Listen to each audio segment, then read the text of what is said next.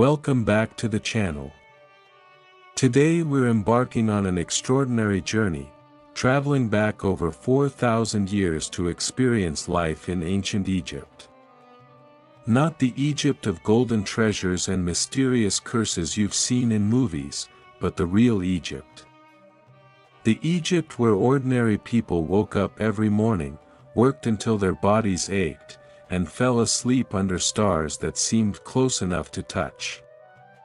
What would it really be like to spend just one day walking in the sandals, or more likely, bare feet, of an ancient Egyptian? The answer might shock you. Because behind every magnificent pyramid, beneath every gleaming golden mask, beyond every hieroglyph-covered temple wall, there were millions of people living lives of extraordinary hardship and surprising resilience. Before we begin our journey, take a moment to subscribe if you enjoy this type of content. Hit that notification bell so you never miss a video. And drop a comment telling me where you're watching from. I genuinely love seeing our global community come together over shared curiosity about the past. Now, dim your lights, get comfortable, and let's step through time. The harsh dawn. Your eyes open to a world bathed in the pale light of early morning. The year is approximately 1450 BCE, during Egypt's 18th dynasty, often called the Golden Age of the New Kingdom. But golden for whom? Certainly not for you, an ordinary Egyptian farmer living in a small village near Thebes. The first sensation that hits you isn't sight, it's heat. Even though the sun has barely crested the horizon, the temperature inside your mud brick dwelling is already climbing toward uncomfortable. Your sleeping arrangement consists of a woven reed mat laid directly on the packed earth floor, perhaps with a thin linen sheet if your family has been fortunate this year.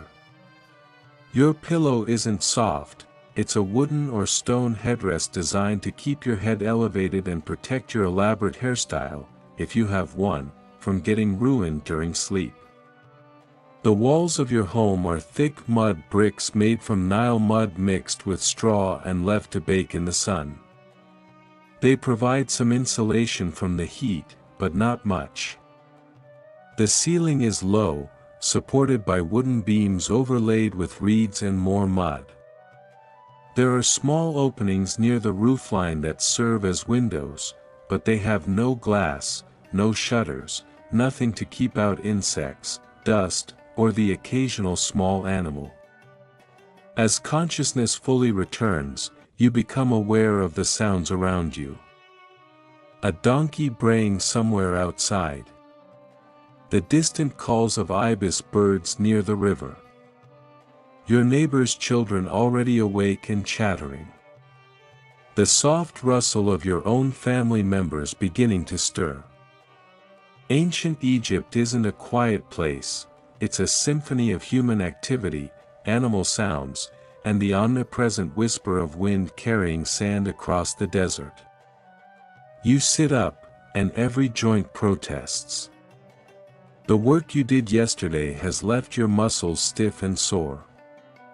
You're only 28 years old, but your body feels ancient. Years of hard labor have taken their toll. Your hands are calloused and cracked. Your back aches chronically. Your feet are tough as leather from years of walking barefoot on hot sand and sharp stones. The sun god Ra has begun his daily journey across the sky in his solar bark, battling the forces of chaos to bring light to the world. This isn't just a pretty metaphor to you, it's literal truth. Ra's journey is real, and his presence is already being felt as temperatures climb. By midday, it will be over 100 degrees Fahrenheit. There's no escaping it, no air conditioning, no electric fans. Just you, the sun, and whatever shade you can find. You stand and stretch, being careful not to wake the youngest children still sleeping nearby. Your clothing is already laid out, because it's the same linen kilt or tunic you wore yesterday and will wear again tomorrow. Most Egyptians own only 1 or 2 sets of clothing. Linen is the universal fabric of Egypt, woven from flax plants that grow abundantly along the Nile's banks. It's light, breathable, and well suited to the climate, but it provides little protection from the sun's fierce rays. Looking around your single-room home, you see your family's meager possessions. A few clay pots for storing grain and water.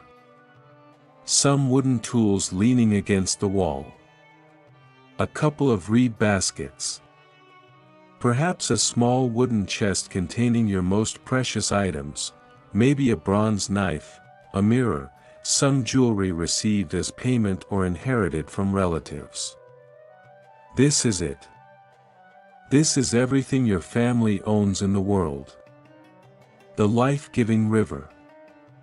Your first task, as it is every morning, is to go to the Nile. The river isn't just important to Egyptian civilization, it is Egyptian civilization. Without the Nile, there would be no Egypt, no crops, no cities, no pyramids. Just endless desert stretching in all directions. The ancient Greek historian Herodotus would later call Egypt the gift of the Nile, and he wasn't exaggerating. You grab several large clay vessels and head toward the river, which is perhaps a 10-minute walk from your home. As you walk through your village in the growing light, you see dozens of others doing the same thing. The morning procession to the Nile is a daily ritual shared by thousands of people up and down the river. The path to the water is worn smooth by countless feet over countless years. You pass neighbors who nod or call out greetings. Social hierarchy is visible even in these early morning hours. A scribe passes by wearing a clean white kilt and carrying a small case containing his writing tools. He doesn't acknowledge you. Why would he? You're just a farmer, your hands permanently stained with dirt, your skin darkened and weathered by the sun. He's a literate man who works with his mind instead of his back. You live in different worlds despite walking the same path. As you approach the riverbank, the smell reaches you first. It's not unpleasant exactly, but it's definitely organic, a combination of wet earth, fish, decomposing vegetation, and the accumulated presence of a major waterway used by millions of humans and animals. The Nile has a distinctive scent you've known your entire life, a smell that means home, life, and survival. The riverbank is already crowded with activity. Women are beating clothes against rocks in the shallow water, the rhythmic slapping sound carrying across the water. Children are splashing and playing while their mothers work. Men are launching small reed boats to go fishing. Livestock, cattle, goats, donkeys, are drinking at the water's edge, their handlers keeping watch for crocodiles. Yes, crocodiles. They're a real and constant danger, though they typically avoid areas with heavy human activity. The crocodile god Sobek is both feared and revered, embodying the Nile's dual nature, life-giving and deadly. You've heard stories of people taken by crocodiles, dragged beneath the surface never to be seen again. Everyone knows someone who was killed by a crocodile. You stay alert. But crocodiles aren't the only danger lurking in these waters.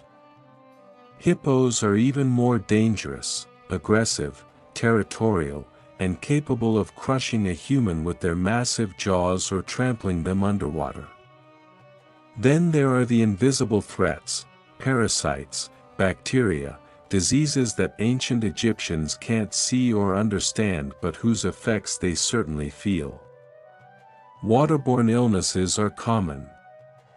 Many children don't survive their first few years, succumbing to dysentery or other intestinal diseases.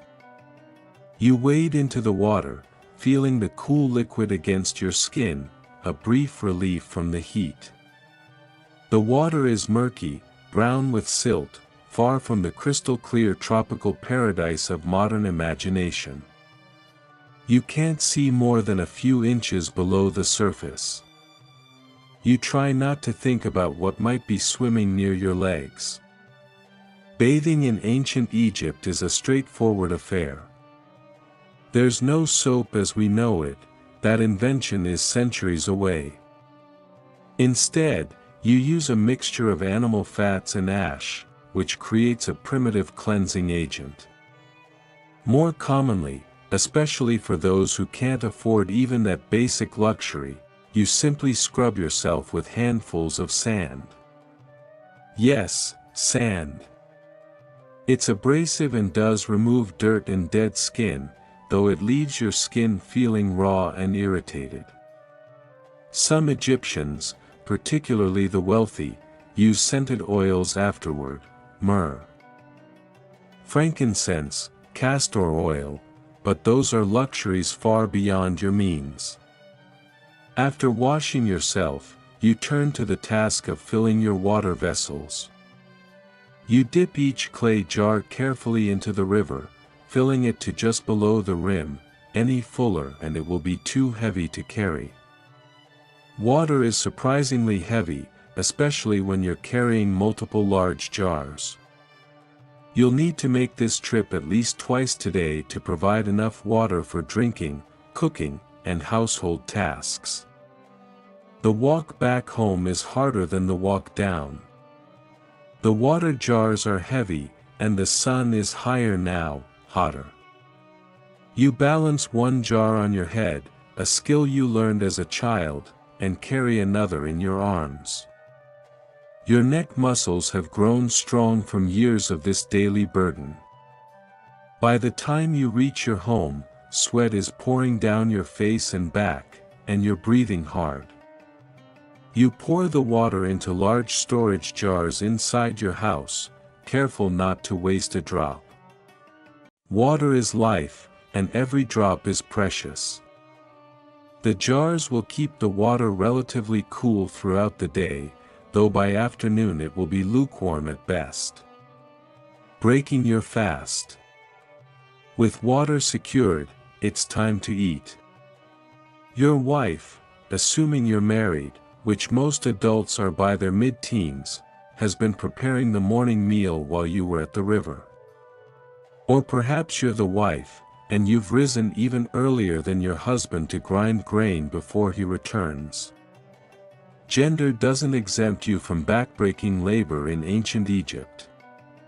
Let's talk about Egyptian bread, because it's the foundation of your diet. You will eat bread at every meal, every day, for your entire life. It's made from emmer wheat or barley flour, which has been ground using a stone quern, a flat grinding stone with another stone rolled across it repeatedly to crush the grain. This is exhausting work that usually falls to women, taking several hours each day.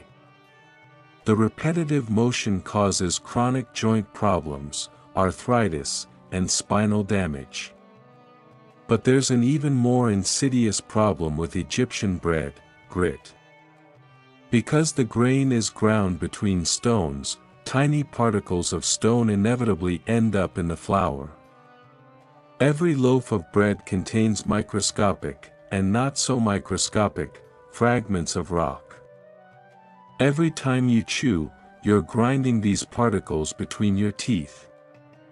Over years, this wears down the enamel, exposing the inner tooth, causing decay and abscesses.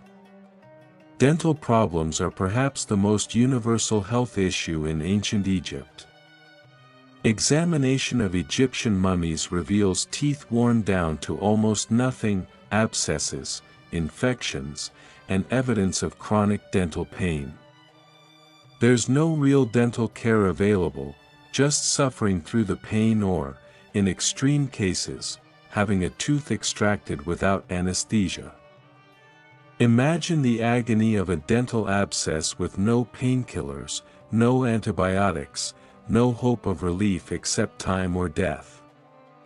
So you bite into your bread, and yes, you feel the grit between your teeth. You've been feeling it your whole life. The bread is dense, heavy, and not particularly flavorful. It's fuel, not cuisine. Alongside your bread, you drink beer. Now, get any romantic notions about Egyptian beer out of your head. This isn't a crisp, cold brew enjoyed at a modern pub. Egyptian beer is thick, cloudy, barely alcoholic, and served at room temperature, which in Egypt means quite warm. It has a porridge-like consistency and a sour, yeasty flavor. You don't drink it for pleasure, you drink it because it's safer than water. Here's why: the brewing process involves boiling, which kills many of the pathogens that contaminate water sources. Ancient Egyptians don't understand germ theory, that's thousands of years away, but they know from experience that beer is less likely to make you sick than river water. So everyone drinks beer, from young children to the elderly. It's a liquid dietary staple, rich in calories and nutrients from the grain. If your family has been fortunate recently, you might also have an onion to go with your meal. Onions are common in Egypt and believed to have health-giving properties. Maybe some dates or figs if it's the right season. Perhaps a few vegetables, cucumbers, lettuce, chickpeas. But probably not meat. Meat is a luxury reserved for festivals, special occasions, or the wealthy. Most Egyptians are de facto vegetarians, not by choice but by economic necessity. As you eat, flies buzz around you constantly. They're attracted to the food, to moisture, to you. There's no fly paper, no screens, no repellent. Just constant swatting and acceptance. The flies are as much a part of your meal as the bread and beer. You've learned to eat while simultaneously waving flies away from your food, a skill mastered in childhood. The family eats together, sitting on the floor or on low stools, using your fingers to eat. Forks, knives, and spoons for eating won't become common for centuries. Your hands are your utensils. After eating, you rinse your hands with a small amount of water, too precious to use liberally, and prepare for the main work of the day. The day's labor. Now comes the hard part. And by hard, I mean the kind of physical labor that would break most modern people within hours. Unless you're part of the tiny educated elite, scribes, priests, high officials, your work is physical, demanding, and relentless. Let's say you're a farmer, which statistically is most likely. Agriculture is the backbone of Egyptian economy and society. About 80 to 90% of the population works the land in some capacity. Your life revolves around the agricultural calendar, which is dictated entirely by the Nile's annual flood cycle. The Egyptian year is divided into 3 seasons: Ake, inundation; Parate, growing; and Shimu, harvest. During Ake, which runs roughly from July to November, the Nile floods, submerging the fields and depositing a fresh layer of rich, black silt. This annual miracle is what makes Egyptian agriculture possible in the middle of the desert. Without the flood, there is no Egypt. During Parate, from November to March, the waters recede, and the planting season begins. This is when you're working hardest, preparing fields, planting seeds of wheat, barley, flax, and various vegetables. You use a wooden plow, perhaps pulled by oxen if you're fortunate, or pulled by human labor if you're not. The plow barely scratches the surface of the soil. It's not the deep, efficient plowing of modern agriculture. You'll need to go over the same ground multiple times. Shimu, from March to July, is harvest season. This is the most intense period of the year, when every able-bodied person works from dawn to dusk. The grain must be harvested before it spoils or before the tax collectors arrive to claim the pharaoh's share. You use a wooden sickle with flint blades set into it, bending over row after row of grain, cutting and bundling under the merciless sun. The work is monotonous and brutal. Your back aches constantly from bending over. Your hands are cut and calloused from handling the grain stalks. The chaff gets in your eyes, nose, mouth, and lungs. You drink lukewarm water from clay jars, but it's never enough. Dehydration is a constant danger, and heatstroke claims workers every harvest season. Overseers walk among the workers, carrying sticks, ensuring that no one slacks off. They're not necessarily cruel, but they have quotas to meet, and the pharaoh's grain must be collected. If workers are moving too slowly or taking too many breaks, the overseer will encourage them with sharp words or sharper blows. Ancient Egyptian art often depicts agricultural work as orderly and almost peaceful, neat rows of workers moving in harmony, sometimes with musicians playing to maintain rhythm. The reality is messier, sweatier, and far more painful.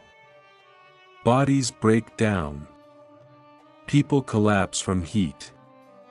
Accidents happen with tools. Snake bites, scorpion stings, and simple infections from cuts can turn deadly without modern medicine. If you're not a farmer, perhaps you're a laborer working on construction projects. Egypt is constantly building temples, tombs, administrative buildings, irrigation channels, roads. This work is even more punishing than agriculture. You might be quarrying stone, cutting massive limestone or granite blocks from cliff faces using copper chisels and wooden mallets. Or you're transporting these stones, dragging them on wooden sledges across the desert, up ramps, into position. The pyramids at Giza were built centuries before your time. But similar construction projects continue throughout the New Kingdom. Hatshepsut is building her magnificent mortuary temple at Deir el-Bahari. Amenhotep III is constructing massive additions to the Temple of Karnak. These projects require thousands of workers laboring for years. Contrary to popular belief, this labor probably isn't done by slaves, or at least not mostly by slaves. Recent archaeological evidence suggests that much of Egypt's monumental construction was performed by paid workers, perhaps during the inundation season when agricultural work was impossible. But paid doesn't mean well compensated. Workers received rations of bread and beer, maybe some onions and oil. It was enough to survive on, barely. The work is dangerous. There are no safety regulations, no hard hats, no safety lines. If you fall from a scaffold or a stone block slips and crushes your leg, you're on your own. Medical care is limited. A serious injury likely means permanent disability or death. For women, the work is different but no less demanding.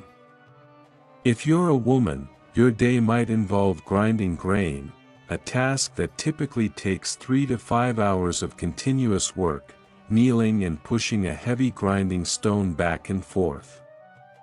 This causes permanent skeletal damage. Archaeologists can identify women who ground grain by examining their bones. The stress marks are distinctive. You're also responsible for making bread, brewing beer, spinning flax into thread, weaving thread into linen, caring for children, maintaining the household, and often helping in the fields during peak seasons. There's no concept of a separation between work and home for women. It's all work, all the time. If you have young children, they're with you while you work, or they're left in the care of slightly older siblings. There's no childcare, no preschool.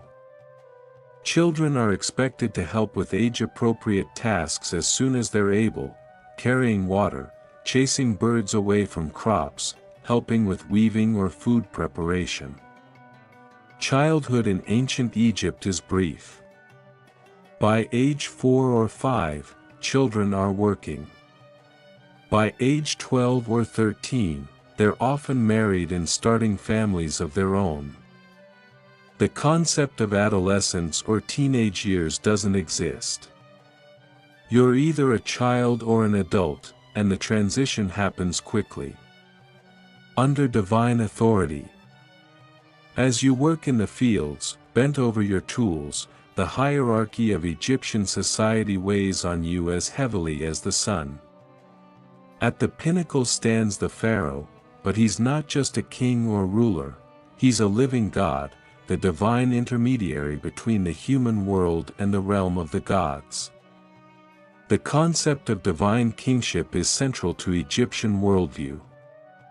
The pharaoh is simultaneously the incarnation of Horus, the falcon-headed sky god, and the son of Ra, the sun god. When he dies, he becomes one with Osiris, ruler of the underworld. His very existence maintains Ma'at, cosmic order, justice, and truth. Without the pharaoh, the universe itself would descend into chaos. This isn't just propaganda or political theory. You genuinely believe this. Every Egyptian believes it. It's as fundamental to your understanding of reality as gravity is to ours. The pharaoh's health, wisdom, and power directly affect the Nile's flood, the harvest's abundance, and Egypt's protection from foreign enemies. You have never seen the pharaoh in person and almost certainly never will. He lives in a palace that might as well be on another planet, surrounded by officials, guards, priests, scribes, and servants. When he travels, it's in processions of such splendor that ordinary people can barely glimpse him through the crowds and the ritual barriers. The closest you might come to seeing the pharaoh is during one of the great religious festivals, when the divine image of the god, with the pharaoh sometimes accompanying it, is carried through the streets in a sacred bark. People line the streets, prostrating themselves, calling out prayers and praises. If you're very lucky and in the right place, you might see the golden bark pass by, the pharaoh's figure distant and radiant, almost too bright to look at directly. The pharaoh's name is everywhere, inscribed on temples. Spoken in prayers, invoked in oaths. His cartouche, the oval symbol enclosing his name, marks property and documents. His image adorns public buildings, always shown larger than any other human figure because his divine nature demands it. But while the pharaoh is theoretically absolute, the actual administration of Egypt is handled by a vast bureaucracy. Above you are village headmen, regional governors, tax collectors, overseers, scribes, and countless officials. Each layer of bureaucracy takes its cut, each official wields power over those below them. Taxes are inescapable and burdensome. Since coinage doesn't exist in your time, taxes are paid in kind: grain, livestock, labor, goods. Scribes arrive periodically to assess your harvest, your animals, your production. They calculate what you owe using complex mathematics. You don't understand the calculations, and you certainly can't read the hieratic script they write in, but you know that whatever they decide you owe, you must pay. Failure to pay taxes has serious consequences. You might be beaten. Your possessions might be seized. You might be conscripted into forced labor on a royal building project. In extreme cases, your entire family could be enslaved.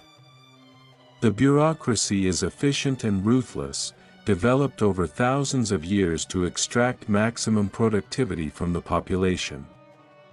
The concept of Ma'at extends beyond the pharaoh to encompass all of society. Everyone has a role, a place in the cosmic order. The pharaoh rules, the priests intercede with the gods, the scribes keep records, the soldiers defend, and you work the land. To step outside your role, to try to rise above your station, would be to disrupt Ma'at itself. This doesn't mean Egyptian society is completely rigid. There are examples of commoners rising to positions of influence through military service, scribal skills, or exceptional talent. But these are rare exceptions.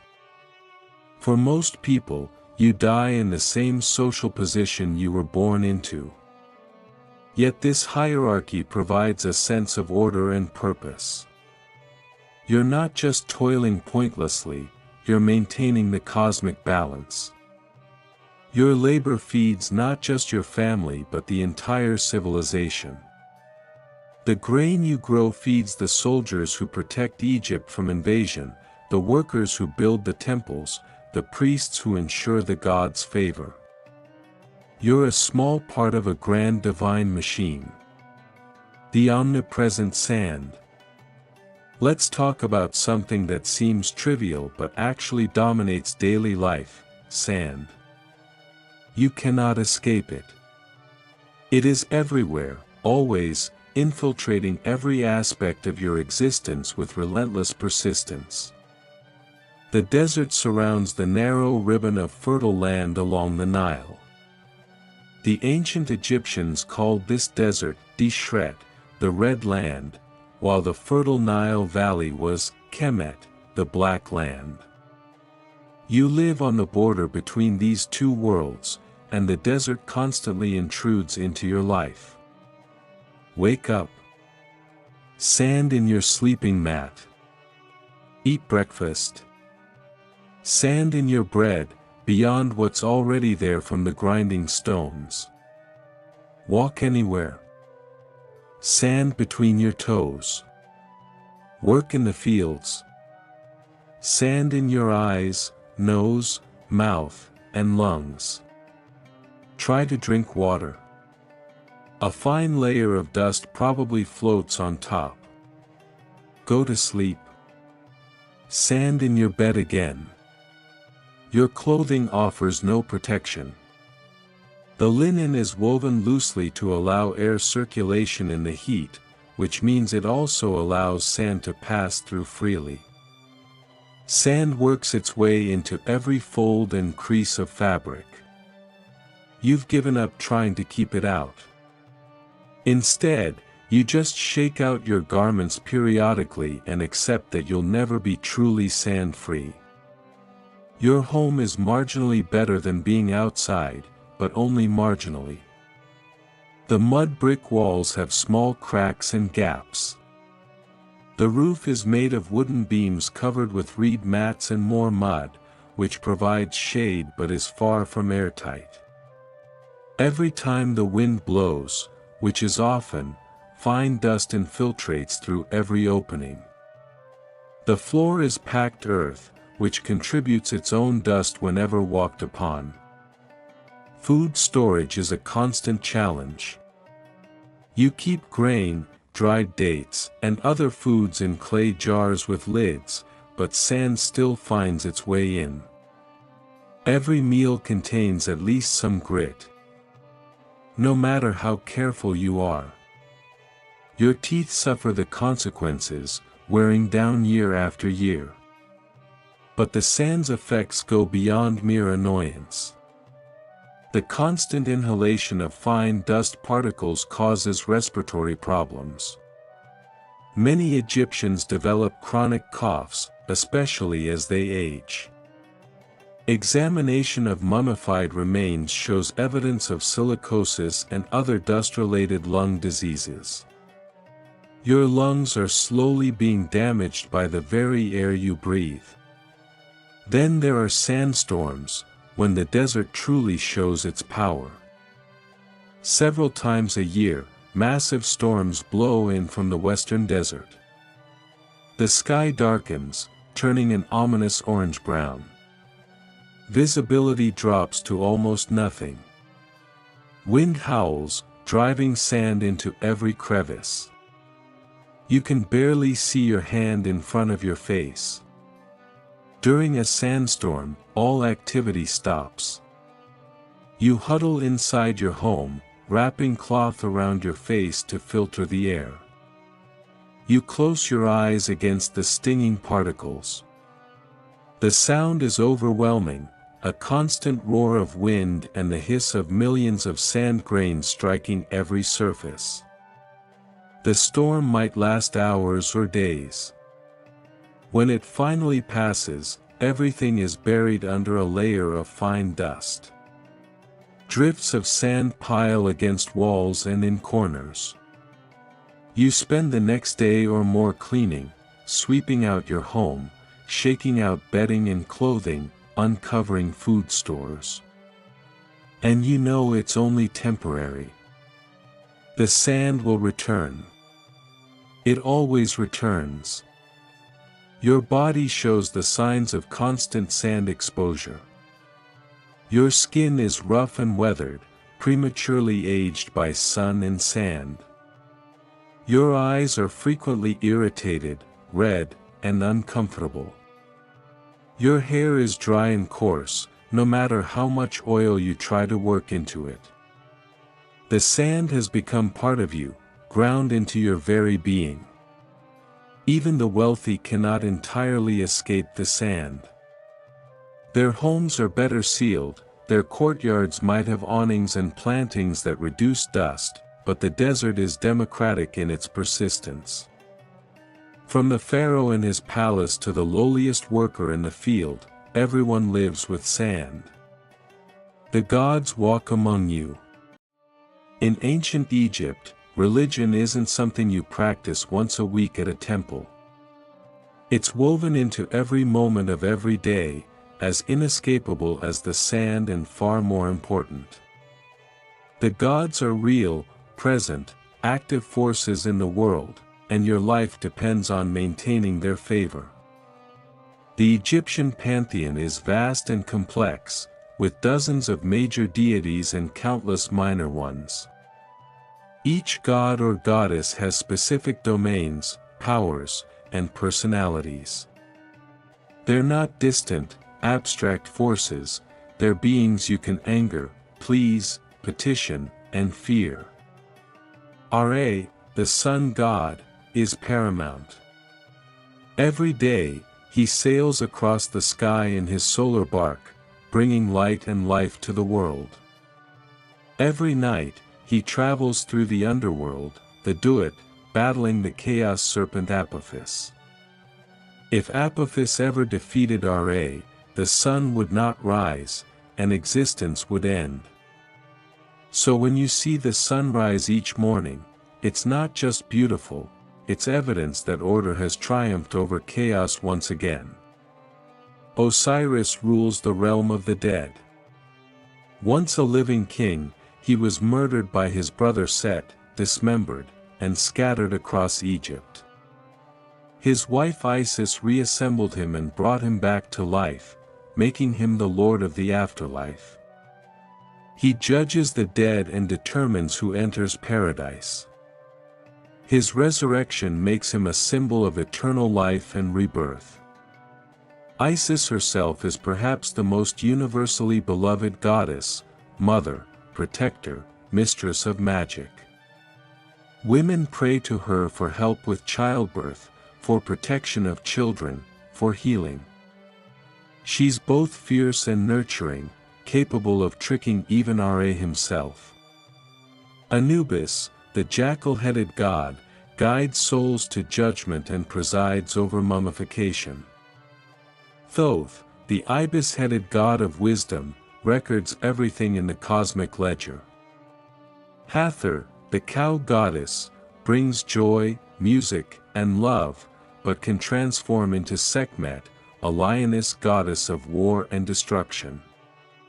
Sobek, the crocodile god, embodies the Nile's danger and power. These aren't just abstract concepts to you.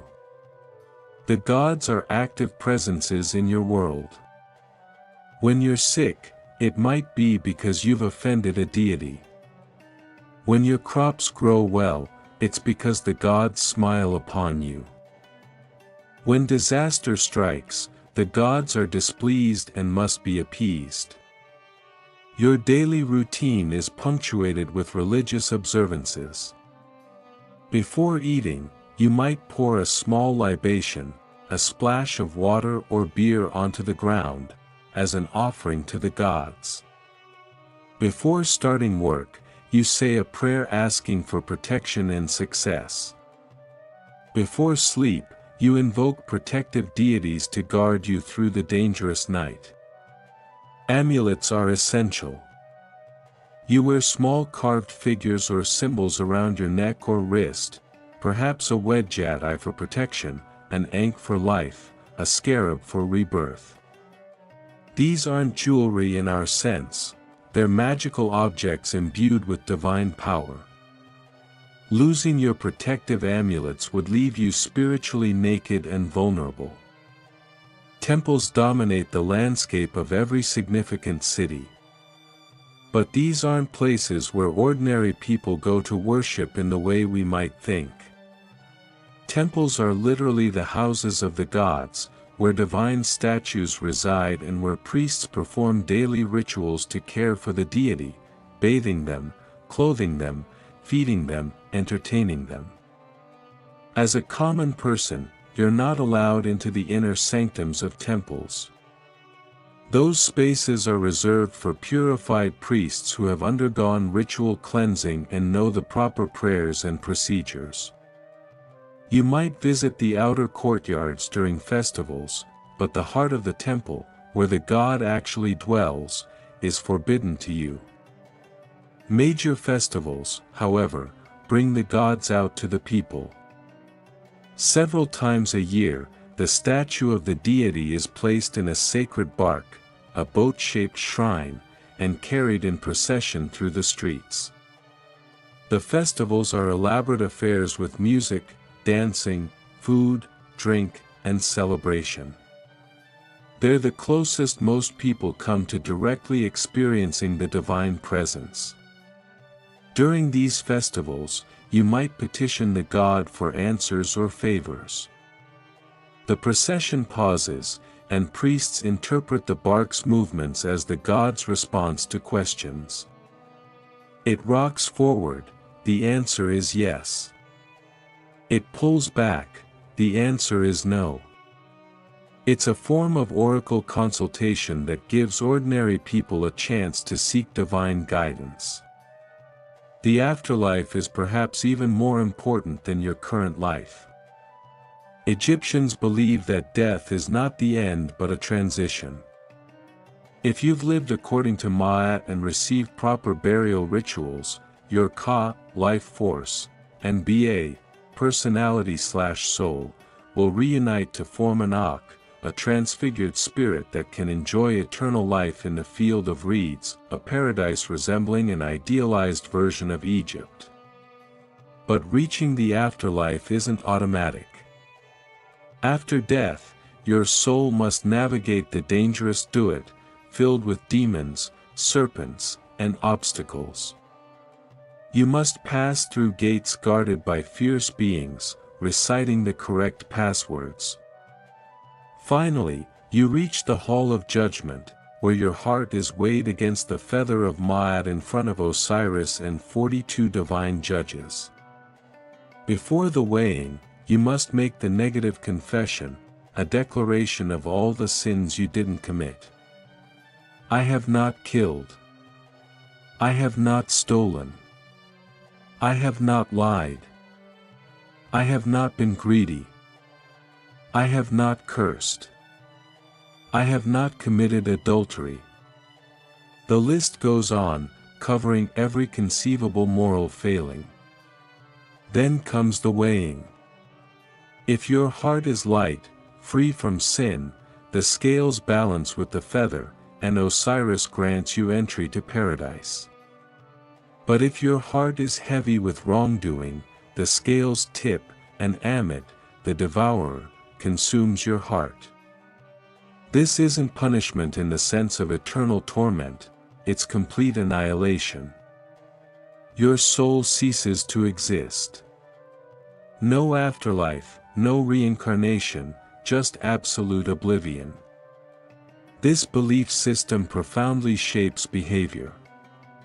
You strive to live virtuously not just because it's right but because your eternal fate depends on it. The gods are watching, always. They see your actions, hear your words, know your thoughts.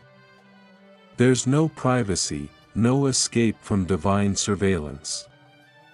Yet this isn't necessarily oppressive. For many Egyptians, the presence of the gods is comforting. The universe has order and meaning. Good behavior is rewarded. Evil is punished.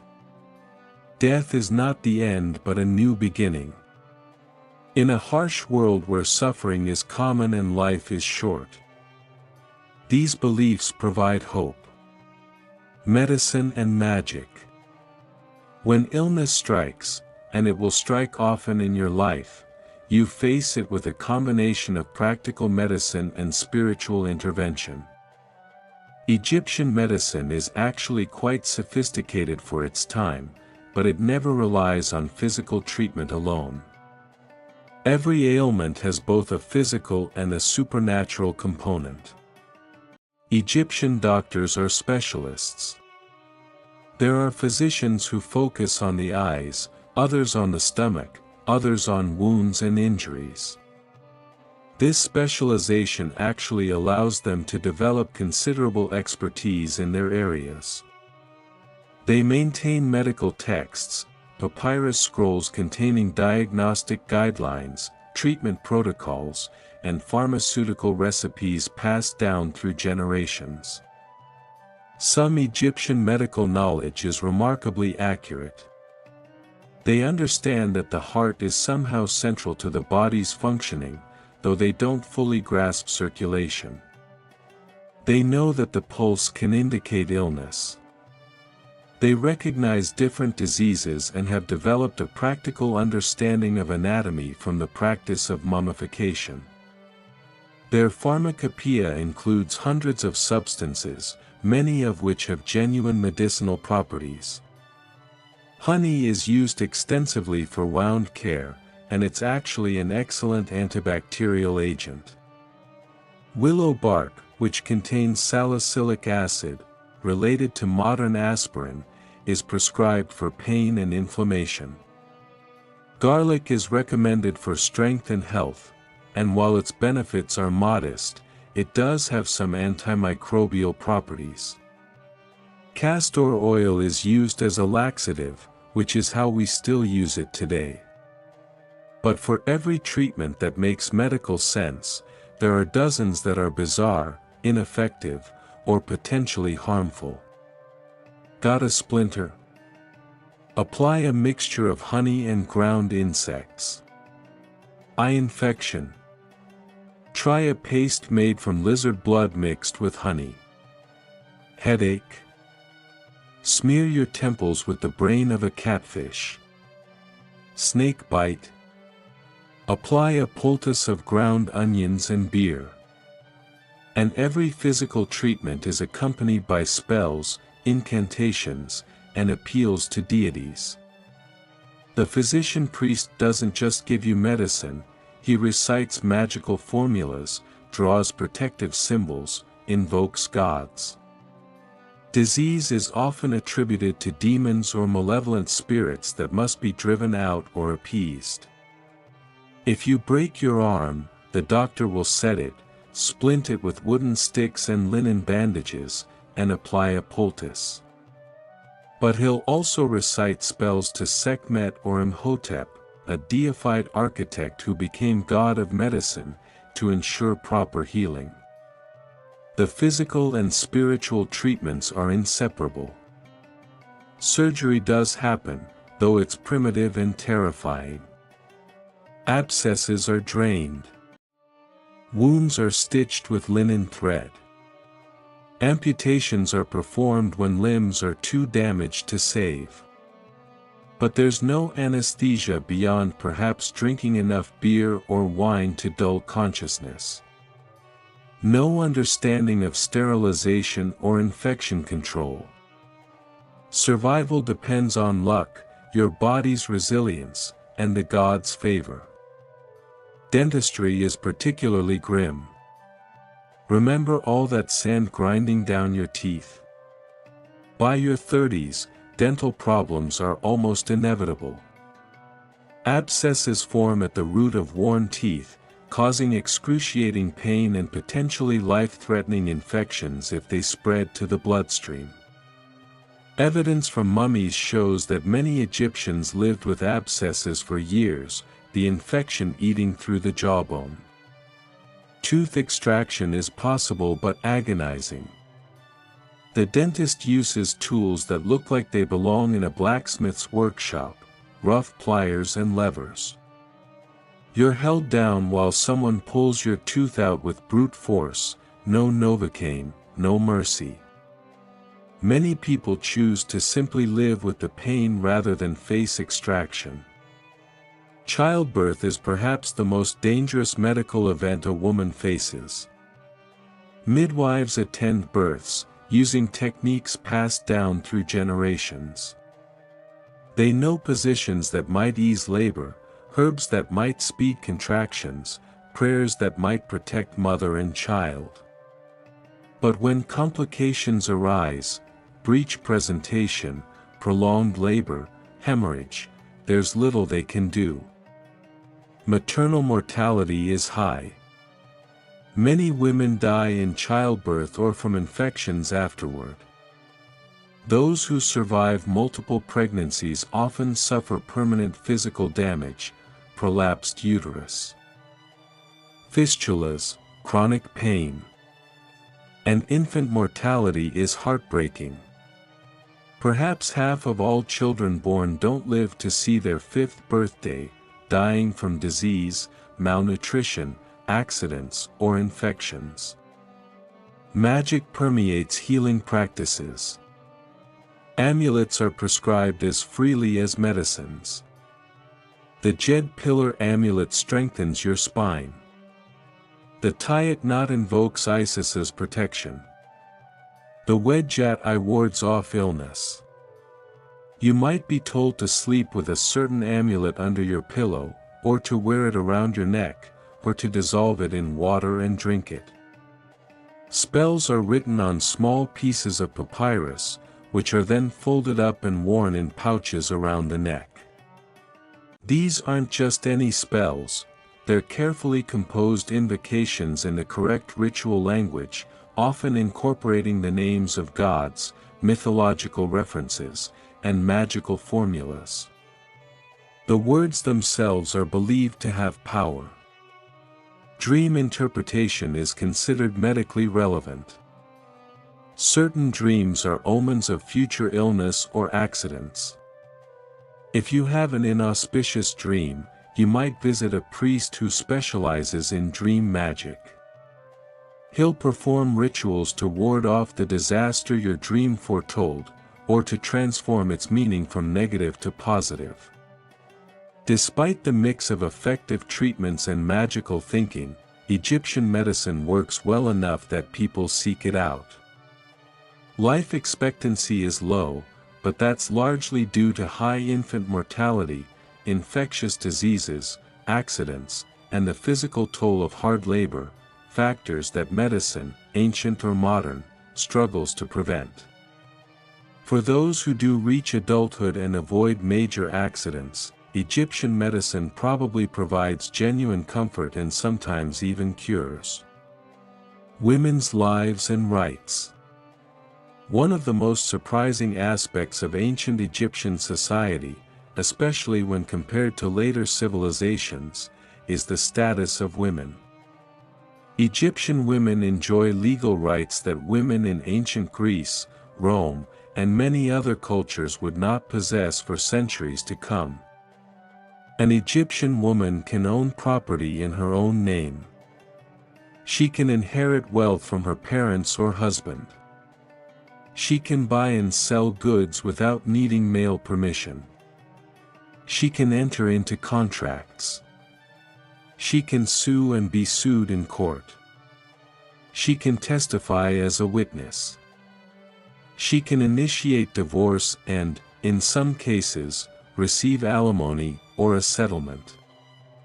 This legal equality is remarkable and reflects a fundamental Egyptian belief: both men and women possess divine essence and are equally capable of upholding Ma'at.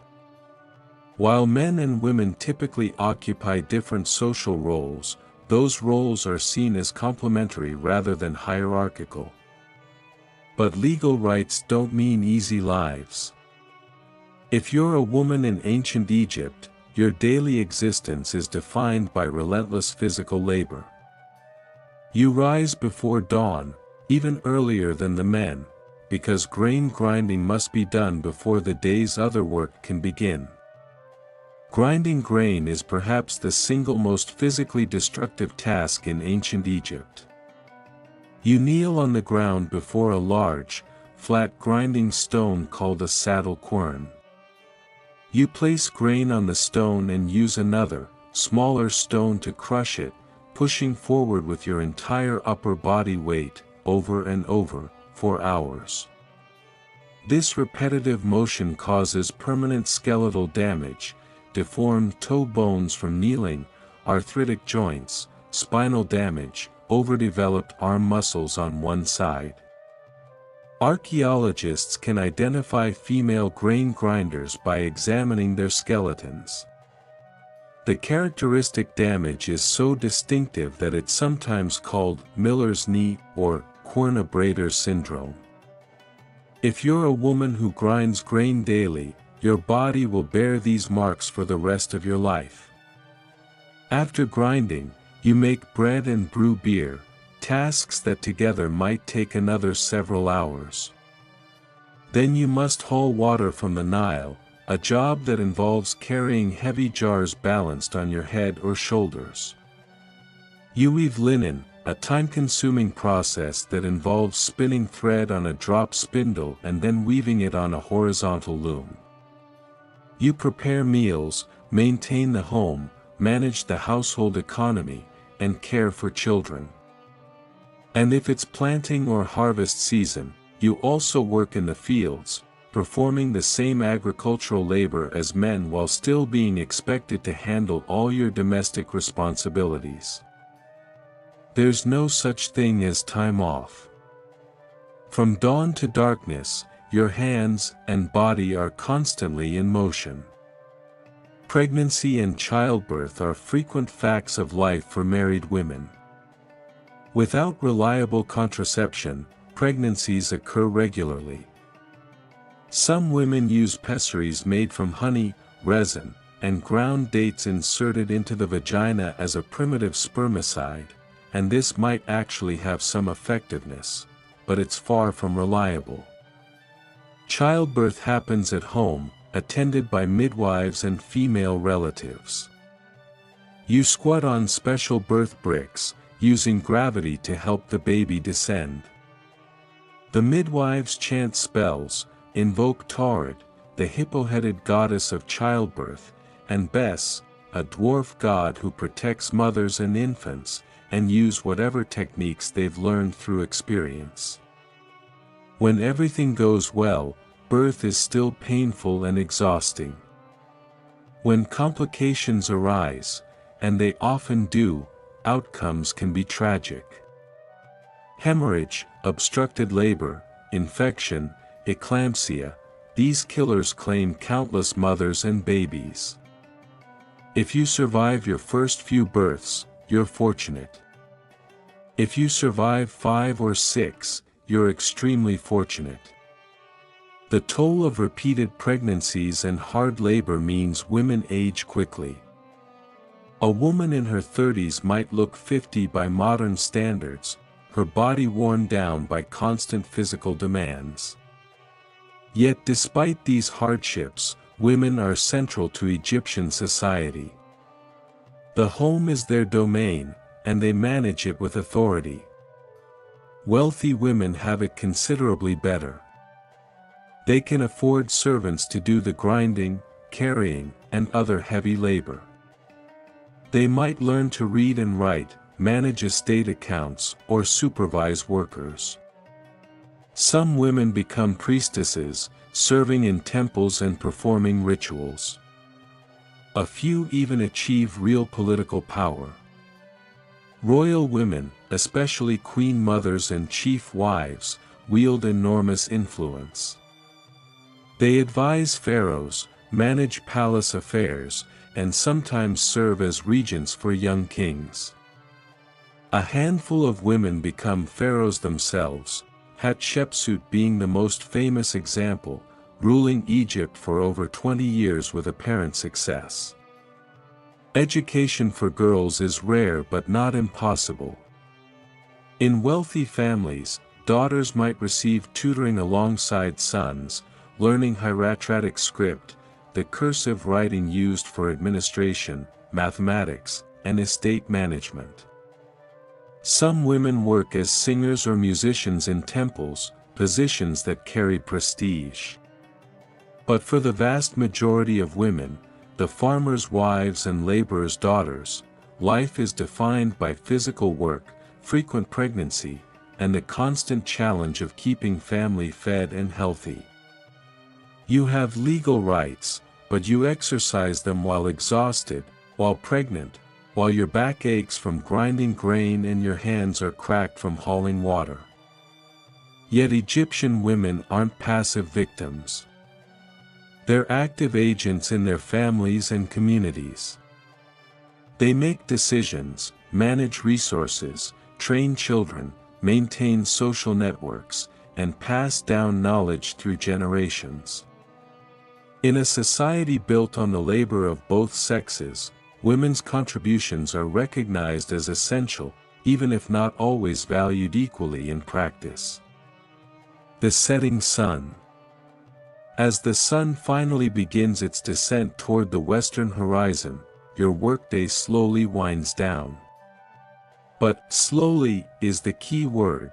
There's no whistle signaling the end of your shift, no clock to watch. You work until the sun drops low enough that continuing is impractical, and then you head home. The walk back to your village is quieter than the morning's bustle. Everyone is tired, moving with the careful economy of motion that comes from exhausted bodies. You pass neighbors on the path, exchange nods or brief words. Someone mentions that a child in the next village has fallen ill with fever. You make a mental note to avoid that household. Whatever evil spirit has caused the sickness might be contagious. The evening light transforms the landscape into something almost beautiful. The harsh glare of midday softens into golden amber. Long shadows stretch across the fields. The Nile, visible in the distance, reflects the sky like polished copper. For a few minutes, you can almost forget how hard life is. At home, the evening meal is being prepared, probably by your wife. If you're male, or by you, if you're female, after you've just returned from the fields yourself. The meal will be similar to breakfast: bread, beer, maybe some vegetables or dried fish if you're lucky. The bread is still gritty with sand and stone. The beer is still thick and warm. But hunger is a powerful seasoning, and you eat gratefully. The family eats together, sitting on the floor or on low stools around the cooking area. Conversation is simple: talk of the day's work, discussion of what needs to be done tomorrow, perhaps some gossip from the village. News spreads slowly in ancient Egypt, carried by travelers and traders, so any new information is interesting. Children are sent to sleep early, they'll need their rest for tomorrow's work. Adults might linger a while longer, but not much. Artificial light is expensive and inadequate. Oil lamps, small clay dishes filled with oil with a wick floating in them, produce weak, flickering light and copious smoke. They're used sparingly, mostly just to navigate in darkness. Before sleep, there are evening rituals. You might say prayers for protection through the night, asking the gods to guard your home and family from demons and evil spirits. Darkness is when malevolent forces are strongest, when the sun god Ra is fighting through the underworld, when the boundary between the living and dead becomes permeable. You check that your protective amulets are in place, perhaps tucking an Eye of Horus amulet under your sleeping mat or hanging one near the doorway. Some households have small household shrines with figurines of protective deities, Bes, Tauret, or local gods. A quick prayer before these, a small offering of food or drink, helps ensure divine protection. Sleep comes quickly to an exhausted body. You lie down on your reed mat, pull a linen sheet over yourself if the night is cool, rest your head on your wooden or stone headrest, and close your eyes. The sounds of the night surround you: dogs barking in the distance, the chirp of insects, the occasional cry of a night bird, the soft breathing of your family members. Your dreams, when they come, might be vivid and strange. Egyptians believe dreams are significant, a way the gods or spirits communicate with the living. Good dreams are blessings, bad dreams are warnings. If you have a particularly disturbing dream, you might seek out a priest tomorrow who specializes in dream interpretation and protective rituals. But for now, you sleep. Your body, pushed to its limits day after day, takes whatever rest it can get. The night is brief, dawn will come soon enough, and with it, another day of heat, labor, and survival. Death stalks the living. In ancient Egypt, death isn't some distant abstraction you contemplate in old age. It's an immediate, constant presence. You've probably already lost siblings, parents, children. You know death intimately, and it knows you. Life expectancy, if you survive the dangerous early years, is perhaps 35 to 40 years. Many people don't make it that far. Infant mortality is staggering, with perhaps 40 to 50% of children dying before age 5. Disease, malnutrition, accidents, infections, childhood is perilous. If you make it through childhood, you face different threats. For women, childbirth looms as a recurring danger. For men, workplace accidents, infections from injuries, and the accumulated wear of hard labor all take their toll. Disease strikes regularly: dysentery, parasitic infections, tuberculosis, malaria in some regions, various fever diseases that have no name. A simple cut can kill you if it becomes infected. A dental abscess can spread to your bloodstream, causing sepsis and death.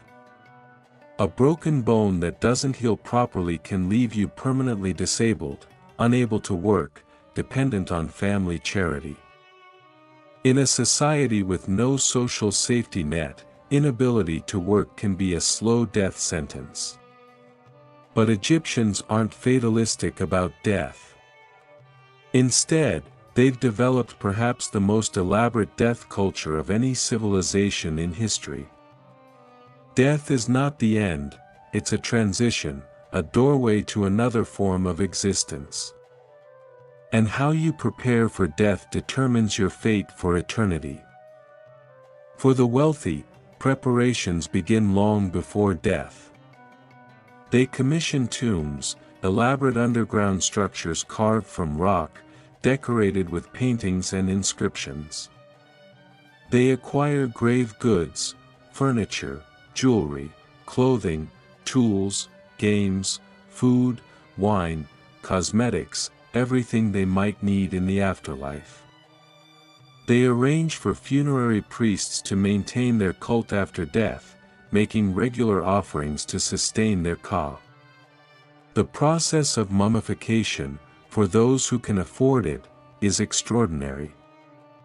When someone dies, their body is taken to the Pernefer, the house of perfection, where specialized embalmers work. First, they remove the brain, typically through the nose using a long hook, discarding it as unimportant. Then they make an incision in the left side of the abdomen and remove the internal organs, liver, lungs, stomach, intestines, which are separately preserved in canopic jars. The heart, however, remains in place. It's the seat of the soul, the organ that will be weighed in judgment. It must stay with the body. The body cavity is washed with palm wine and packed with natron, a naturally occurring salt that desiccates tissue. The body is also covered with natron. For 40 days, it lies in this state, slowly drying out. The natron draws out all moisture, preserving the tissue. After 40 days, the natron is removed. The body is washed again, rubbed with oils and resins, and packed with linen and sawdust to maintain its shape. Then comes the wrapping, hundreds of yards of linen bandages, carefully wound around every finger, toe, limb, and the torso. Amulets are placed between the layers for protection, a heart scarab to ensure the heart doesn't testify against you, jed pillars for stability, wedjat eyes for protection. The whole process takes 70 days. At the end, the mummy is placed in a coffin, or for the wealthy, multiple nested coffins, each painted and inscribed with spells. The final resting place is the tomb, along with all those grave goods, ready for the journey to the afterlife. But you're not wealthy. Your family can't afford elaborate mummification. When you die, your body will be washed, treated with minimal preservation measures, maybe some natron if the family can afford it, maybe just some oils and resins, wrapped in linen, and buried in the desert. The dry sand will naturally desiccate your body, providing a kind of natural mummification. Your grave goods will be modest, perhaps a few pots, a favorite tool or piece of jewelry, maybe some food offerings. Your family will do their best, but resources are limited. They'll mourn you properly, weeping and tearing their garments, covering themselves with dust. They'll hire mourners if they can afford it, to enhance the display of grief. A priest will say prayers over your body, reciting spells from the Book of the Dead if the family can afford a copy, or more likely, reciting from memory the most essential passages. These spells are meant to guide you through the dangers of the do-it, to provide answers to the challenges you'll face, to give you power over the demons and obstacles. Then you're buried, placed in the ground with your head pointing north, your face turned east toward the rising sun, toward rebirth. A simple marker might identify your grave, or it might be unmarked, just another burial in the desert necropolis. And then begins your true journey. The weighing of the heart.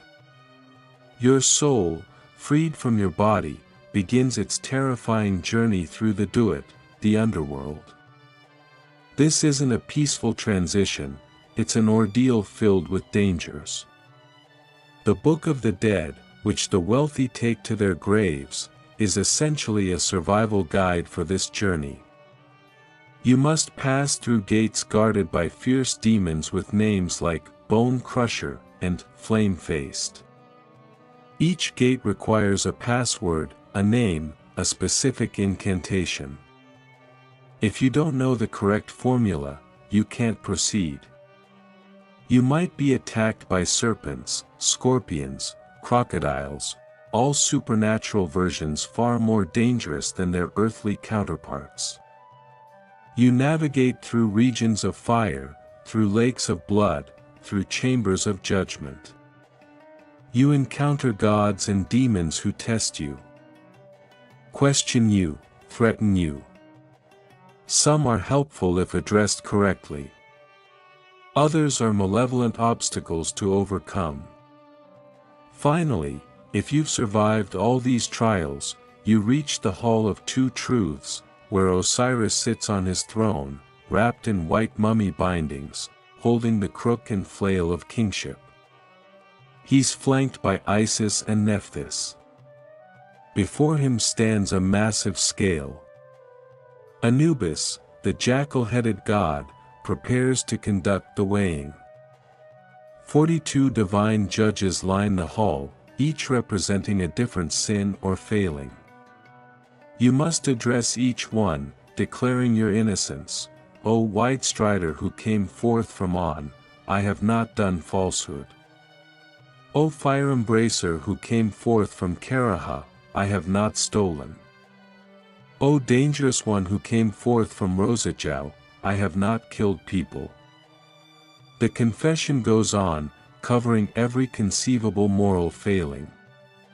You must be able to honestly deny them all, or at least, you must convince the gods that you deny them honestly. This is why living according to Ma'at matters so much. This moment of judgment has been waiting for you since birth. Then comes the weighing. Anubis places your heart on one side of the scale. On the other side, he places a feather, the feather of Ma'at, representing truth, justice, and order. Thoth stands ready with his scribe's palette, prepared to record the result. The scale moves. If you've lived well, if your heart is light and free from wrongdoing, the scale balances. Perfect equilibrium. The judges nod. Osiris speaks, you have been judged and found justified. You are declared true of voice, and the way to paradise opens before you. The field of reeds awaits, a paradise that looks like an idealized version of Egypt. The Nile always floods perfectly. The crops grow without effort. The weather is always pleasant. Your loved ones who preceded you are there. You can fish, hunt, enjoy feasts, sail on the celestial Nile with Ra. You have everything you need, and death no longer has any power over you. You've achieved immortality. But if your heart is heavy with sin, the scale tips. The judges gasp. Osiris's expression darkens. And Ammit, crouched beside the scale, lunges forward. Amit is a chimera, part crocodile, part lion, part hippopotamus, combining the deadliest animals of Egypt. She's the devourer of the dead, and her hunger is infinite. She snatches your heart and consumes it in a single gulp. Your soul doesn't go to some hell of eternal torment. Instead, it simply ceases to exist. No afterlife, no reincarnation, no continuation of any kind. You're erased from existence, gone completely, as if you never were. Your name dies. Your memory fades. You suffer the second death, which is final and absolute. This is why Egyptians take morality so seriously. This is why they strive to live according to Ma'at. This is why they spend so much effort and resources on tombs and mummification and grave goods. Everything depends on passing this test. Tomb robbers and the violation of eternity. Here's a bitter irony: the more lavishly you prepare for the afterlife, the more likely your tomb will be violated by the living. Tombs are treasure troves, filled with valuable items meant to sustain you in eternity but highly desirable to those still breathing. Tomb robbery is as old as tombs themselves. It's perhaps ancient Egypt's worst-kept secret, an open scandal that everyone knows about but can't quite stop. The punishment for getting caught is severe: beatings, mutilation, impalement, death, yet the robberies continue throughout Egyptian history. Sometimes the robbers are strangers who break into tombs years or centuries after burial. Other times, they're people with inside knowledge, the very workers who built the tomb, the guards who are supposed to protect it, even the priests who performed the burial rituals. During times of political instability or economic hardship, tomb robbery becomes epidemic. The process is methodical. Robbers tunnel through the rock, avoiding any obvious entrances that might be watched. They break into burial chambers, pry open coffins, and strip mummies of their jewelry and amulets. They smash storage jars looking for valuables.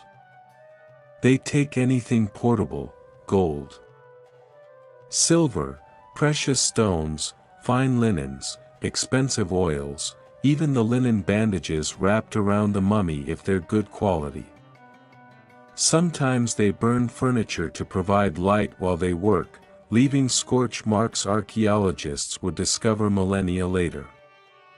They work quickly, aware that guards might come or other robbers might arrive to compete for the plunder. The mummy is often torn apart in the search for amulets hidden in the wrappings.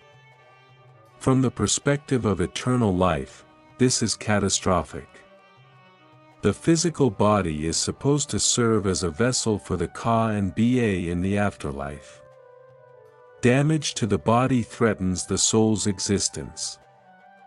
The grave goods aren't mere luxury items, they're essential supplies for the journey through the Duat and the afterlife beyond.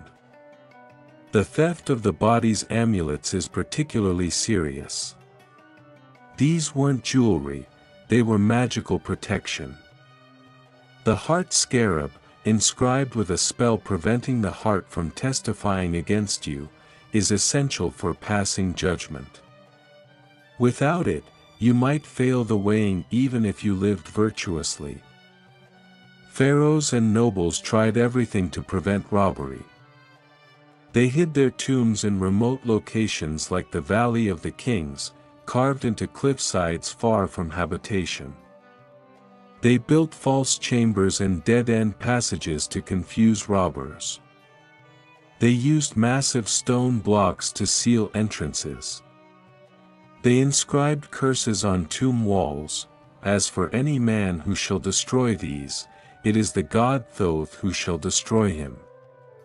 The curses are elaborate and terrifying: the crocodile against him in the water, the snake against him on land, he who will do anything against this tomb.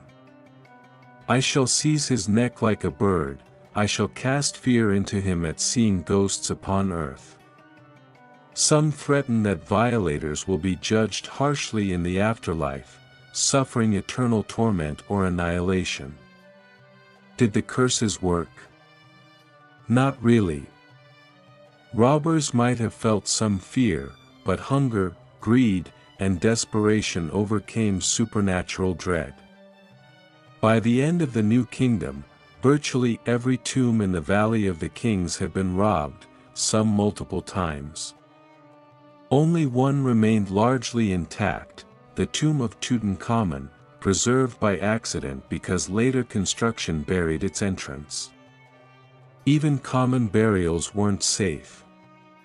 The few pieces of jewelry or useful tools buried with ordinary people might be stolen during times of hardship.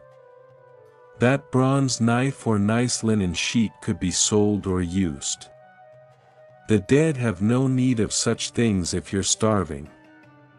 Ironically, the robbers themselves might end up in the same burial grounds they violated, their own simple graves just as vulnerable to future desperate hands. The cycle of violation continues generation after generation. The mystery of writing. Throughout your entire life, you've been surrounded by writing, hieroglyphs carved into temple walls, painted on tomb entrances, inscribed on official documents, yet you can't read a single word. Literacy in ancient Egypt is rare, perhaps 1 to 3% of the population at most, and it's largely restricted to scribes, priests, and the elite. The writing system itself is complex and beautiful but extraordinarily difficult to master. Hieroglyphs aren't just pictures or simple symbols, they're a sophisticated system where symbols can represent sounds, words, or ideas depending on context. There are over 700 different signs in common use, and many more specialized ones. Some hieroglyphs are phonetic, representing sounds. A mouth equals R, a hand equals D, a foot equals B. Others are logograms, representing entire words. A sun disk means sun or day, a house means house. Still others are determinatives, signs added at the end of words to clarify meaning without being pronounced. And just to make things more challenging, hieroglyphs can be written in different directions. Most commonly they're written right to left, but they can also go left to right, or even top to bottom. How do you know which way to read? Look at the human and animal figures, they face toward the beginning of the text. For everyday administrative work, scribes use a cursive script called hieratic, which is faster to write but even harder to read because the symbols are abbreviated and connected. Much later, an even more cursive script called demotic will develop. But the principle remains: writing is complex, specialized knowledge. If you want your son to become a scribe, you must send him to school, typically attached to a temple or government office. Training begins around age 5 or 6 and continues for years. Students practice on ostraca, broken pottery shards or limestone flakes, because papyrus is too expensive to waste on practice. The training is rigorous and often brutal. Teachers beat students who make mistakes or fail to memorize their lessons. Students copy the same texts over and over until their hands cramp and their eyes blur, the beginning of the instruction of letter writing made by. Be a scribe. Your body will be sleek, your hand will be soft. Memorization is crucial. Students must learn hundreds of hieroglyphic signs, thousands of words, proper grammar, literary forms, mathematical formulas, and the specialized vocabulary of different fields, legal documents, temple rituals, medical texts. A fully trained scribe might study for 10 years or more. But the reward is immense. Scribes escape physical labor. They work indoors, sitting in relatively comfortable positions, using their minds rather than their backs. They receive good rations, command respect, and can advance to positions of real authority. A skilled scribe might become a temple administrator, a government official, even a royal advisor. Scribal texts themselves praise the profession: be a scribe. It saves you from toil, it protects you from all manner of labor. It saves you from the hoe and the mattock, so that you do not carry a basket. For the illiterate majority, which means you, writing is essentially magic. The hieroglyphs on temple walls aren't just decorative or informative. They're believed to have inherent power. Writing someone's name in a cartouche preserves them for eternity. Erasing someone's name from monuments destroys their soul. It's called damnatio memoriae, and it's the ultimate punishment. When you watch a scribe write, moving his reed brush across papyrus with practiced ease, it seems like sorcery. Those tiny marks contain meaning, preserve information, transmit knowledge across time and distance. Scribes can communicate with people far away, can preserve laws and contracts, can record the words of gods and kings. Some hieroglyphs are believed to be especially powerful. The Ankh symbol means life, and carrying or wearing one is thought to provide vitality and protection. The Jed pillar represents stability and endurance. The Was scepter symbolizes power and dominion. Magical spells written on papyrus and worn as amulets derive their power from the written words themselves. The words aren't just representing ideas, they are the ideas, with tangible supernatural force. This belief explains why so much effort goes into inscribing tomb walls with the Book of the Dead. The spells work because they're written, permanently fixing magical power into the stone. So you live your entire life surrounded by a sophisticated system of knowledge and communication that remains utterly closed to you.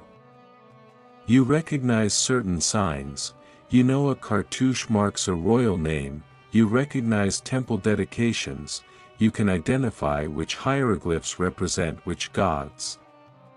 But you can't actually read. The words remain mysterious, powerful, beyond your grasp. The short brutality of life. Let's be brutally honest about one fundamental truth: you probably won't live to see 40. If you're reading this as a modern person, you've likely already outlived your ancient Egyptian counterpart. The statistics are grim. Infant mortality is staggering: 40 to 50% of children die before age 5. Disease, malnutrition, accidents, infections, any number of causes claim young lives with horrifying regularity.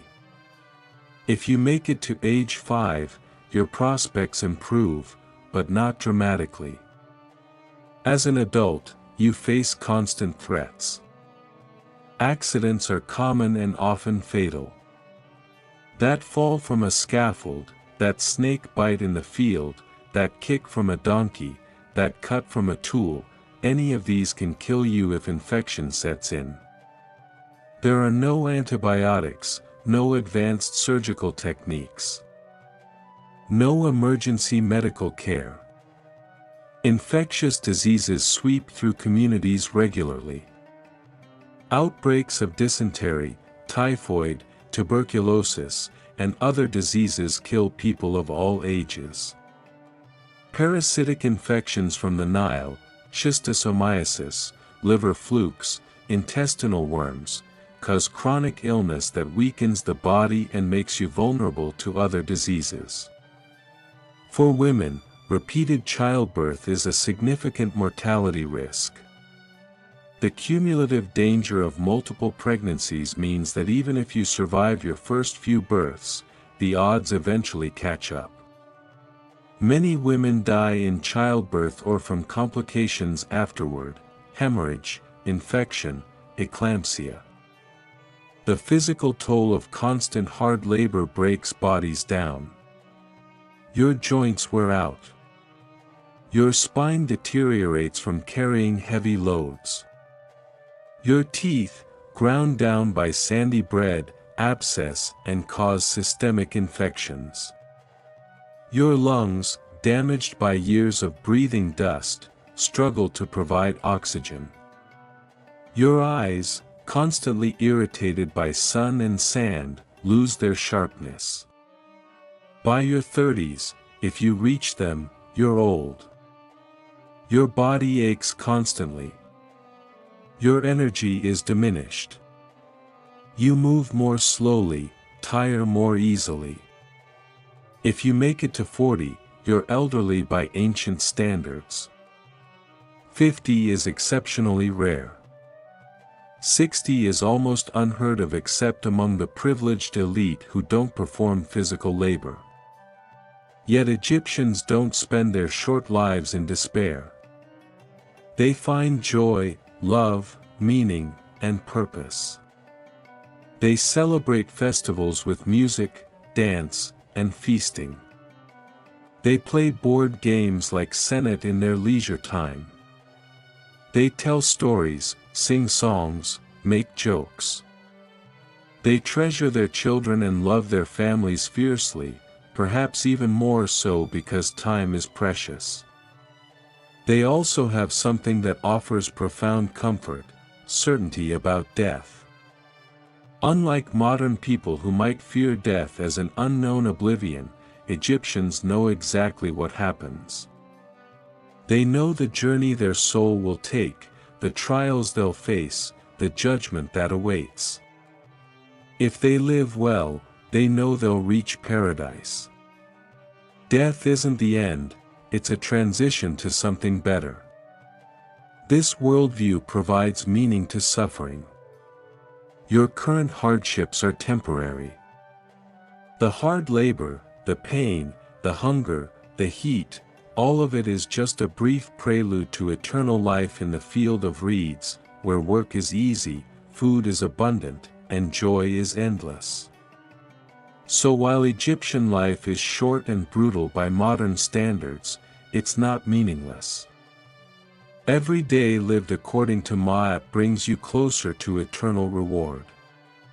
Every offering to the god strengthens your ka. Every kindness to others lightens your heart for the weighing. You're not just surviving, you're preparing for eternity. Could you really survive? So now, after walking through a full day in ancient Egypt, we return to our original question: could you survive? And let's be honest with ourselves, probably not. The heat alone would overwhelm most modern people. We're accustomed to climate control, to air conditioning and refrigeration and ice water. The idea of living in 100+ degree temperatures with no relief, day after day, month after month, would break most of us within a week. The physical labor would exhaust you within hours. You're not conditioned for it. Your hands would blister, your back would give out, your muscles would scream in protest. The relentless repetition of agricultural work or construction labor, done from dawn to dusk with minimal breaks, requires a level of physical endurance most modern people simply don't possess. The food would seem almost inedible. Gritty bread that hurts to chew. Thick, warm beer that tastes like sour porridge. The same limited diet every single day, with meat being a rare luxury. No spices to speak of, no variety, no refrigeration to keep things fresh. After a few days, you'd be fantasizing about a simple hamburger or pizza. The lack of sanitation and hygiene would horrify you. Bathing in a river shared with thousands of others, with no soap, using sand to scrub yourself. No toilets, no toilet paper, no showers, no deodorant, no toothpaste. The constant presence of insects, the pervasive smell of unwashed bodies and livestock, the impossibility of ever being truly clean. The sand would drive you insane. In your food, your clothes, your bed, your eyes, your hair, everywhere, always, with no escape. After a week of constant grit between your teeth and dust in your lungs, you'd be desperate to escape. The disease environment would terrify you. A simple cut could kill you. A dental problem could become life-threatening. Dysentery, parasites, infections, threats that could strike anyone at any time, with no effective medical treatment available. And perhaps most challenging of all, the complete lack of things you take for granted. No privacy, you live in a single room with your entire family.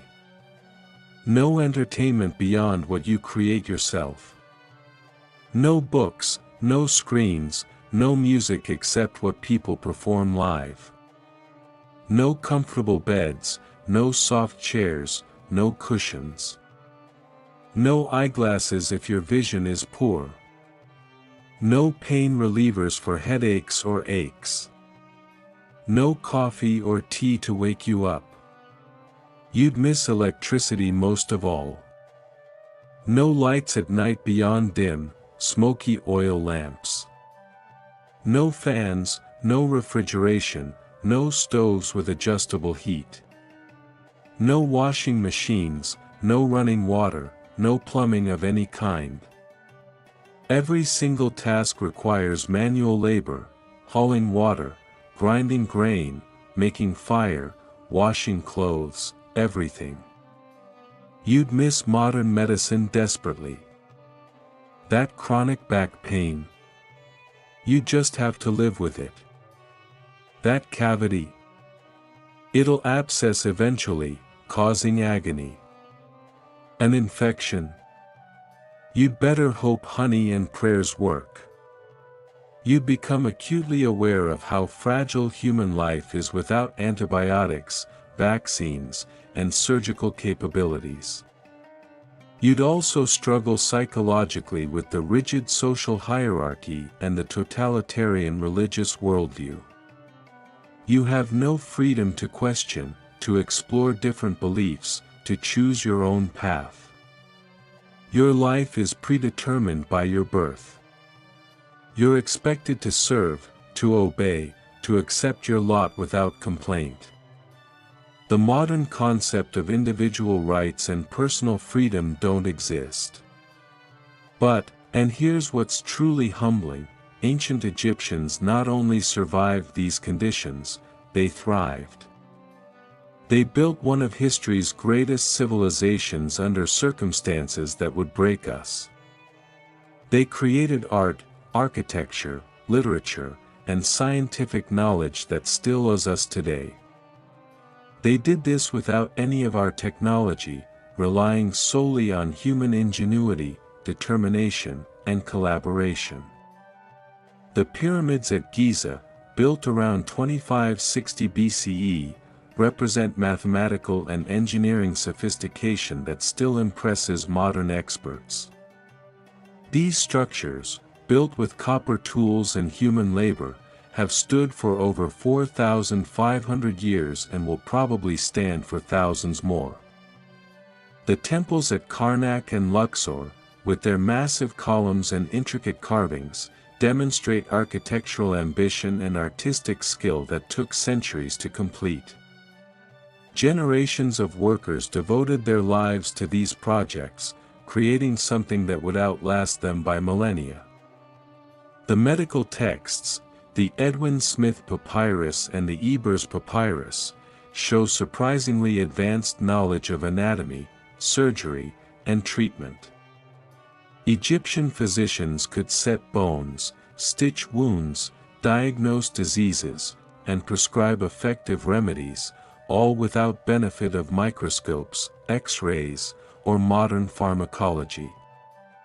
The literature, love poetry, wisdom texts, adventure stories, reveals people with the same emotional depth, humor, and complexity as any modern humans. They loved, they worried, they dreamed, they questioned, they hoped, just like we do. And perhaps most remarkably, this civilization endured for over 3,000 years, longer than almost any other civilization in human history. From the unification of Egypt around 3100 BCE to the Roman conquest in 30 BCE, Egyptian civilization persisted through wars, invasions, famines, plagues, political upheavals, and every other challenge history could throw at it. 3,000 years. That's longer than the time between the fall of Rome and today. What allowed them to achieve this? Partly it was geography. The Nile provided a reliable food source and natural barriers protected them from frequent invasion. But mostly it was culture, a shared worldview that gave meaning to suffering, that created social cohesion, that inspired people to build for eternity rather than just for today. The belief in Ma'at, in cosmic order and balance, created a stable society. The belief in the afterlife gave people hope beyond their current circumstances. The belief in the divine pharaoh provided political stability. The complex religious system explained the world and gave people a sense of control through ritual and prayer. Were these beliefs true? That's the wrong question. What matters is that they worked. They allowed millions of people to live purposeful lives, to create enduring beauty, to build something greater than themselves. The eternal legacy. As we reach the end of our day in ancient Egypt, as the sun sets and Ra completes his daily journey across the sky, it's worth reflecting on why we're still so fascinated by this civilization after all these millennia. Ancient Egypt speaks to something deep in human nature, our desire for permanence, for meaning, for immortality. The Egyptians confronted mortality more directly than perhaps any other civilization. They didn't just accept death, they transformed it into an elaborate journey, a test, and ultimately a promise of eternal life. Their monuments weren't just buildings, they were statements carved in stone: we were here. We mattered. We will endure. And they were right. Long after the civilization itself had fallen, their pyramids still stand, their temples still inspire awe, their art still captivates viewers. The irony is that the people we remember, the pharaohs, the architects, the priests, weren't the people who really built Egypt. It was the farmers and laborers, the women grinding grain, the workers hauling stone, the ordinary people living hard lives in the shadow of greatness. These people, whose names we'll never know, whose graves have long since turned to dust, they were the true builders of Egyptian civilization. Every stone block in every pyramid was placed by someone whose back ached, whose hands were calloused, whose life was short and hard. Every loaf of bread eaten by a pharaoh was made by someone who ground grain until their joints deteriorated. Every piece of linen that wrapped a royal mummy was woven by someone whose fingers were permanently bent from years of work. This is what makes Egypt's achievements so remarkable. They weren't built by superhuman beings or with lost technology or alien assistance, despite what various conspiracy theories claim. They were built by ordinary humans, working with simple tools, driven by faith and purpose and the human need to create something lasting.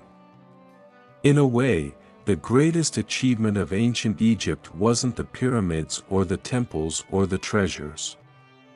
It was the creation of a society that could inspire ordinary people to contribute to something larger than themselves, to participate in building for eternity even though their own lives were brief.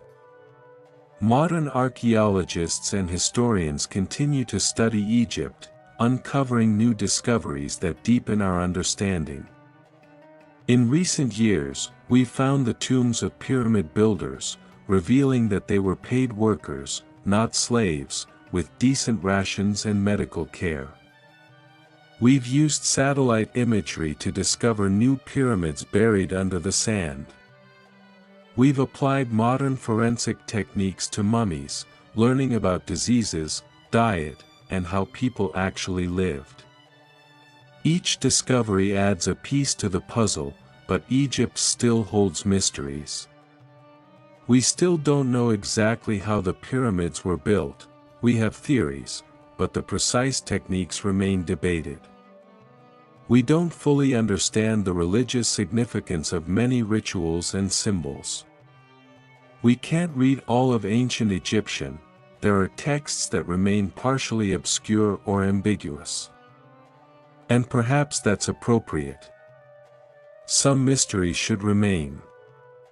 Ancient Egypt should inspire wonder, not just academic analysis. Those monuments rising from the desert, those hieroglyphs carved in stone, those golden masks staring out from museum cases, they should make us feel something, make us contemplate mortality and immortality, question what we're building that will endure beyond our own brief lives. Final reflections. So could you survive one day in ancient Egypt? Physically, probably not comfortably. The heat, the labor, the food, the conditions, all would challenge you in ways you're not prepared for. You'd suffer, struggle, and likely beg to return to the modern world with its air conditioning and antibiotics and soft beds. But the more important question is, could you survive like an Egyptian? Could you find meaning in hardship? Could you work for something larger than yourself? Could you face death with the certainty that you're preparing for eternity? Could you live according to Ma'at, maintaining order and balance even when it's difficult? These are harder questions to answer. Modern life offers comfort and convenience, but it often lacks the deep sense of purpose and meaning that Egyptians possessed. We live longer, more comfortable lives, but do we live more meaningful ones? We have more possessions, but do we have more certainty about what happens after death? The ancient Egyptians teach us that humans are capable of extraordinary things even in extremely difficult circumstances. They teach us that belief and purpose can sustain people through hardship. They teach us that what we build and create can outlast us by thousands of years if we build it well and with purpose. They also teach us humility. We look at their world and see primitive conditions, but they built civilization while we take ours for granted. They calculated mathematics that allowed them to build perfectly aligned pyramids while we rely on calculators for simple arithmetic. They navigated by stars while we need GPS. They created beauty with simple tools while we need complex technology. None of this is to romanticize the past or suggest we should return to ancient ways. Modern medicine, technology, and social progress have genuinely improved human life in countless ways. We should be grateful for antibiotics and air conditioning and human rights. But we should also recognize what we've lost, the sense of connection to something eternal, the certainty of purpose, the ability to create with simple means, the deep integration of meaning into daily life. Ancient Egypt reminds us that these things are possible, that humans can build great civilizations even without modern technology. As we leave ancient Egypt and return to our modern world, we carry with us images of a civilization that endured for 3,000 years, that created beauty meant to last for eternity, that gave its people hope beyond the grave. We carry the stories of people we'll never know, whose names are lost to history but whose work remains. Those pyramids still standing in the desert, built by people like the one we've been today, tired, hot, hungry, but determined to build something that would outlast them. And they did. Thousands of years later, we still stand in awe of what they accomplished. That's the real magic of ancient Egypt. Not curses or mysteries or treasure, but the simple, profound fact that ordinary people can create extraordinary things if they have purpose, belief, and determination. The heat, the sand, the hard labor, the short lives, all of it was transformed into something eternal. So the next time you complain about the heat or a long workday or uncomfortable conditions, remember, ancient Egyptians endured worse, for longer, and still managed to build wonders that outlasted them by millennia. And who knows? Maybe something you're building today will last just as long. Thanks for joining me on this journey through ancient Egypt. If you enjoyed this deep dive into history, make sure you're subscribed to the channel and hit that notification bell so you never miss a video. Drop a comment telling me which ancient civilization you'd like to explore next. I'm thinking Rome, Maya, or maybe ancient China. And remember, history isn't just about dates and facts. It's about people who lived, loved, worked, suffered, and dreamed just like we do. Understanding them helps us understand ourselves. Until next time, stay curious, stay humble, and maybe appreciate that air conditioning a little bit more. See you in the next video.